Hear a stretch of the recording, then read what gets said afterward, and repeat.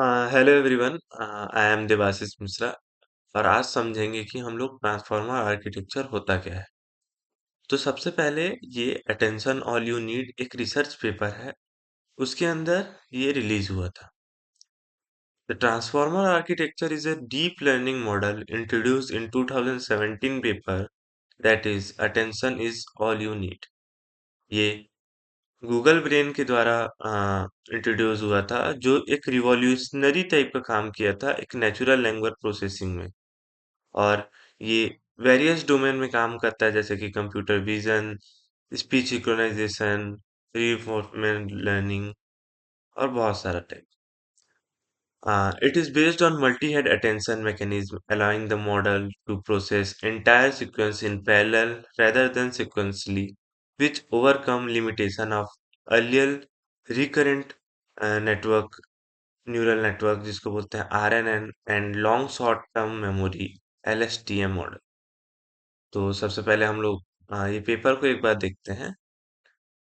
तो ये है रिसर्च पेपर जो कि अटेंशन ऑल यू नीड 2017 को रिलीज हुआ था गूगल ब्रेन से। तो इसमें बेसिकली होता क्या है, ये समझाता है कि ये ट्रांसफॉर्मेशन आर्किटेक्चर हमें जरूरत क्यों पड़ा। पहले भी मॉडल थे आरएनएन एलएसटीएम, पर हम लोग ट्रांसफॉर्मर आर्किटेक्चर को क्यों यूज किए, इसके बारे में जब हम लोग पढ़ते हैं तो before the introduction of transformer language model like recurrent neural network and long short term memory network process text sequentially reading on one word at a time, which is approach worked for short sentence it quick become inefficient for long। इसका मतलब कि ये basically जो transformer है ये neural network पे काम करता है। न्यूरल नेटवर्क क्या होता है? न्यूरल नेटवर्क एक एल्गोरिदम है, मशीन लर्निंग का एल्गोरिदम है, जिसमें एक इनपुट लेयर होता है, एक हिडन लेयर होता है, एक आउटपुट लेयर होता है। इनपुट लेयर क्या करता है? डेटा लेता है।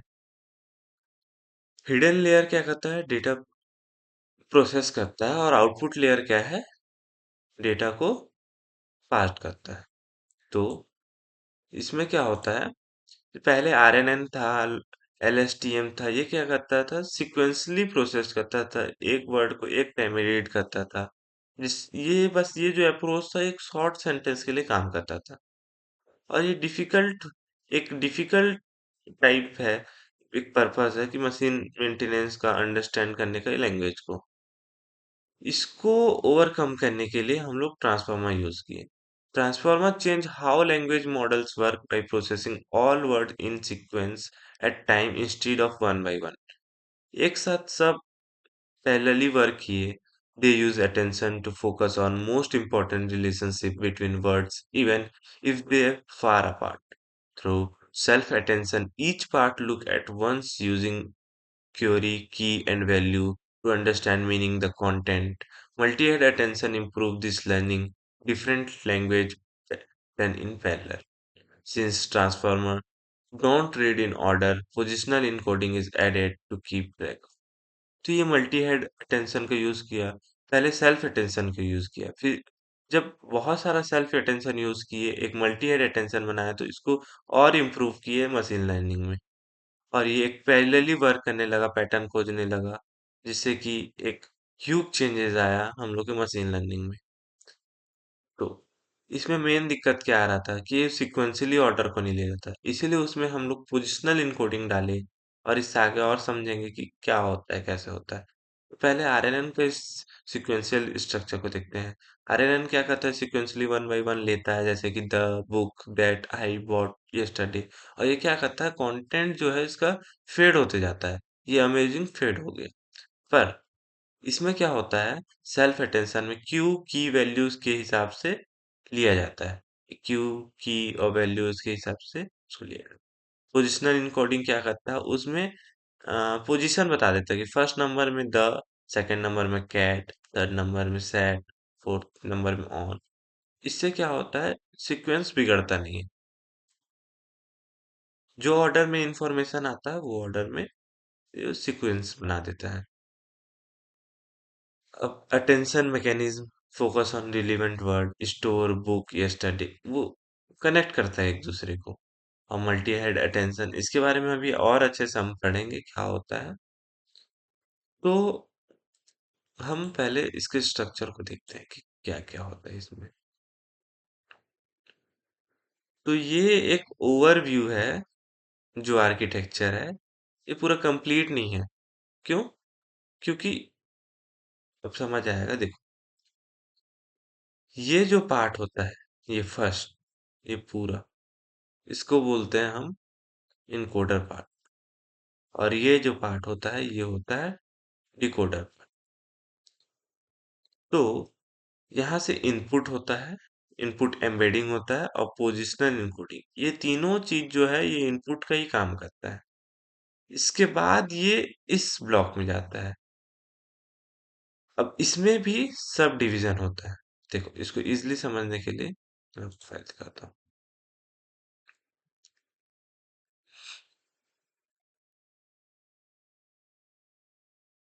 इसको हम ऐसे समझ सकते हैं कि ये एक ट्रांसफार्मर का पार्ट है। इसको सिंप्लीफाई ऐसे समझ सकते हैं कि ये ट्रांसफार्मर है, इसके अंदर एक इनकोडर पार्ट होता है और एक डिकोडर पार्ट होता है। और जब इसको और इसके बारे में जानेंगे, तो हर एक आइडेंटिकल इनकोडर पार्ट एक 6 ब्लॉक में डिवाइड रहता है, और ये सब आइडेंटिकल इन नेचर रहता है। और सेम टू सेम डिकोडर भी ऐसे 6 आइडेंटिकल ब्लॉक में रहते हैं।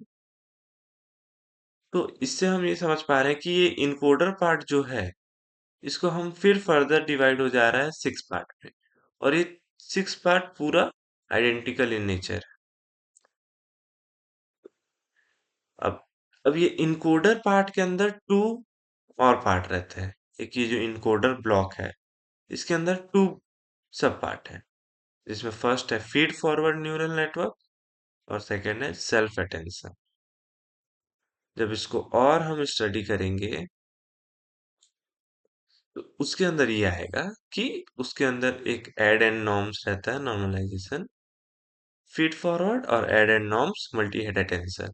तो ये क्या हुआ, एक ब्लॉक के अंदर एक पार्ट है ये। ऐसे टाइप 6 ब्लॉक्स रहते हैं। तो आउटपुट में क्या आएगा, ऐसे 6 ब्लॉक्स रहते हैं। यहाँ से इनपुट जाएगा, इनपुट में भी 3 लेयर होता है। उसके बाद इस पर्पल इनपुट के अंदर हमें 3 चीज मिलते हैं। सबसे पहला, हम जो इनपुट कर रहे हैं वो, उसके बाद इनपुट एम्बेडिंग होता है। इनपुट एम्बेडिंग क्या होता है कि हर एक वर्ड डिवाइड होता है, और उसके बाद उसमें पोजिशनल इनकोडिंग, जैसे कि 512 डायमेंशन बिट में डिवाइड होता है। और जैसे कि मैं वर्ड लिया यू आर गोइंग, तो यू अलग जाएगा, आर अलग जाएगा, गोइंग अलग जाएगा। और उसका बिट में, वो वेक्टर में, वो एक पोजिशनल इनकोडिंग के साथ ऐड होगा। और उसमें वो पोजीशन देगा कि यू मतलब 1, आर मतलब 2, ऐसे दे के फिर इस ब्लॉक के अंदर एंटर करेगा। तो इनपुट में ये 3 फंक्शन ऑपरेशन होते हैं। इसके बाद ये इनकोडर पार्ट में जाता है, और ये इनकोडर पार्ट में 6 ब्लॉक में जाता है, और ये और रिफाइन होते होते ये इसका आउटपुट आता है, और ये आउटपुट फिर जाएगा डिकोडर पार्ट में। अब इनकोडर डिकोडर को क्या होता है थ्योरेटिकली समझते हैं।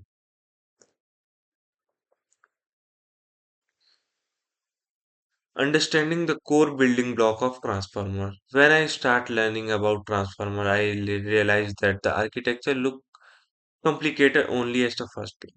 जब हम फर्स्ट बात देखते हैं कि कितना कॉम्प्लिकेटेड लगता है, पर ये है नहीं उतना, इसको समझने से समझ आ जाता है। In reality the transformer is build from a few repeating blocks. Once I understood the block, encoder, decoder, multi-head attention, feed forward network, everything become much clearer.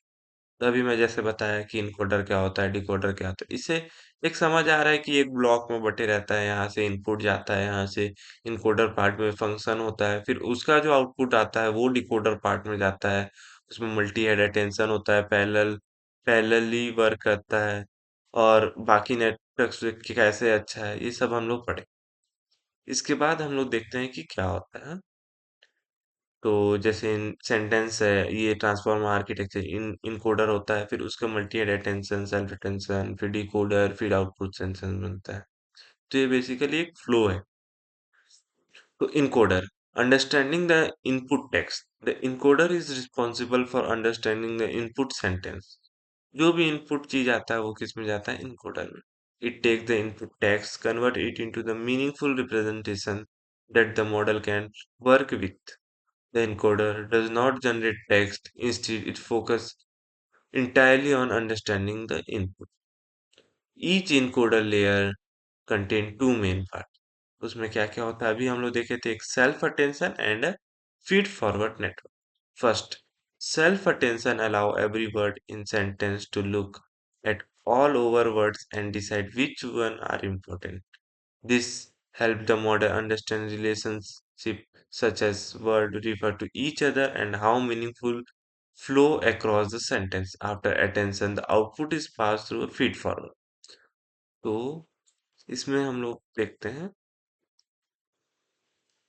ये ये तीनों इनपुट पार्ट हम समझ गए कि इनपुट में जाता है, एम्बेडिंग होता है, पोजिशनल उसको डिसाइड होता है, फिर वो इस ब्लॉक के अंदर जाता है, पहला ब्लॉक.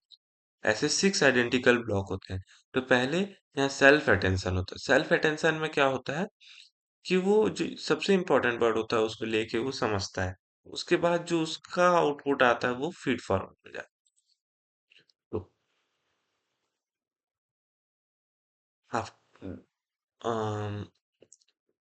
फीड फॉरवर्ड नेटवर्क का फर्दर रिफाइन द इंफॉर्मेशन, और फीड फॉरवर्ड में फिर जाके वो रिफाइन होता है वो इंफॉर्मेशन. ऐसे 6 ब्लॉक में जाते जाते वो एक बेटर आउटपुट देता है.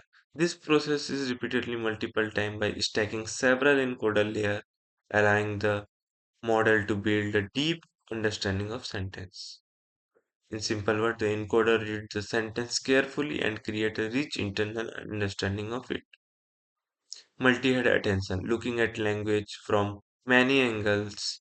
At the heart of the encoder and decoder lies multi-head attention. ये पूरा ट्रांसफार्मर मल्टी-हेड अटेंशन पे वर्क करता है. Instead of using a single attention mechanism, the transformer use multiple head attention in parallel. Each head focus on different aspect of sentence.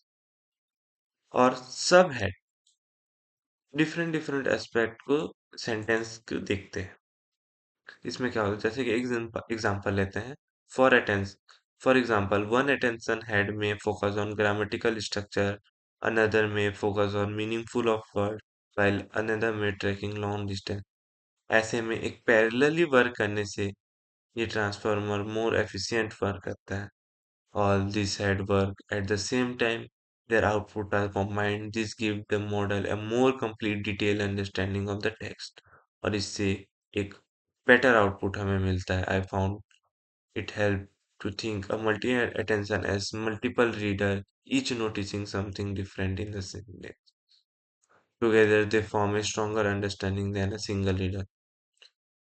तो सब अलग-अलग काम करेंगे, एक इंडिविजुअली एक काम करेगा और सब अलग-अलग काम करेंगे और उन दो सबको मिला के एक आउटपुट आए, तो उससे एक बेटर रिजल्ट मिलता है.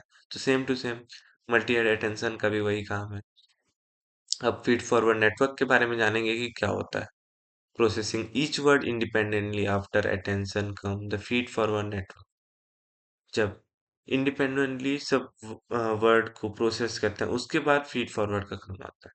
The feed forward network is a simple neural network applied to each word independently, while attention focus on the relationship between words. The feed forward transform and refine the information each.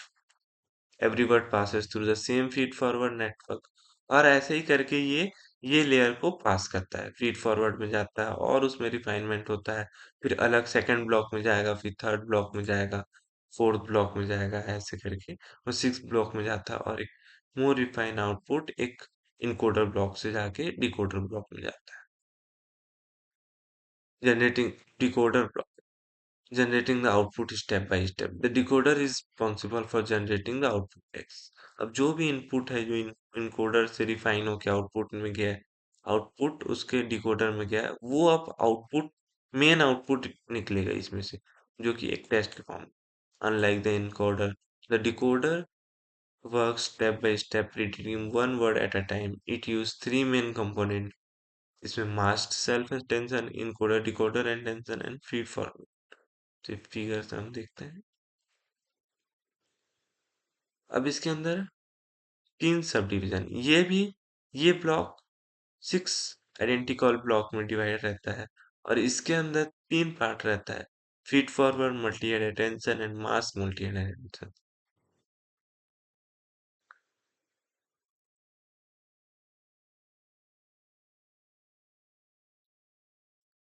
Mass multi-attention ensure करता है कि that the decoder only looks at previously generated word, not future ones. This is the important because model should not peek ahead when generating text. तो ये basically जो भी ये part रहता है पहले देखता है, ये जो मास सेल्फ अटेंशन रहता है वो प्रीवियस जनरेटेड वर्ड को देखता है, ना कि वो फ्यूचर वन को, जिससे कि ये एक कॉम्बिनेशन कंबाइन कर बोल सकते हैं कि एक कंबाइन करता है कि पहले जो आना चाहिए और उसके बाद जो आना चाहिए ये सबको मिला के एक सेंटेंस प्रोड्यूस करता है, जो इनकोडर ब्लॉक से आया रहता है। Finally the feed forward network refine the output before predicting the next word. और जो भी चीज आता है वो फीड फॉरवर्ड में जाता है और वो फीड फॉरवर्ड का काम ही होता है रिफाइनमेंट का, और प्रिडिक्ट करता है नेक्स्ट वर्ड को।